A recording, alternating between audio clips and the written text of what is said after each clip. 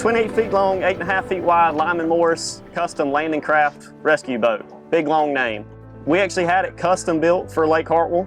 Up front, we've got a 20 horsepower fire pump. I think that's the biggest difference on Lake Hartwell for us. We haven't had that before in the past. It will do 630 gallons per minute of water flowing directly out of Lake Hartwell, so we don't have to worry about a water supply. Not only can we fight fire with the deck gun that you already saw, but we will have 2.5-inch hose that we can run up the shoreline, and we can actually fight fire on the shoreline as well. Sometimes houses are built down closer, off the road, closer to the lake. It gives us access to those.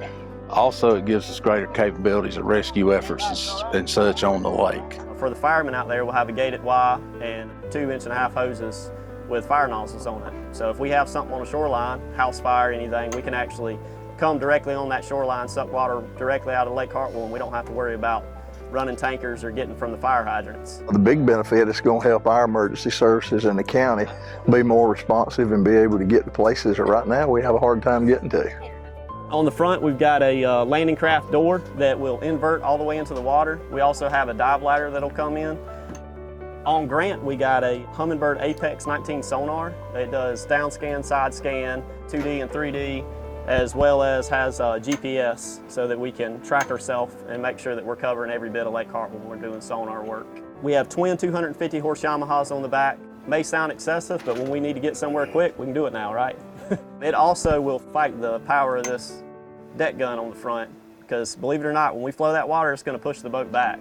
This partnership, county council, fire commission, emergency services, everybody, it's just a real good thing for the county in general. And we have mutual aid agreements and that kind of thing with other counties. It'll also allow us to help our neighbors with any kind of issue they may have. All they got to do is call. We have that relationship with them so that we can protect all the people on Lake Hartwell.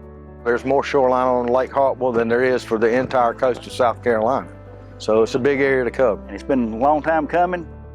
They've been talking about a boat of this magnitude on the lake out here for over 25 years. Search and rescue operations, stuff like that.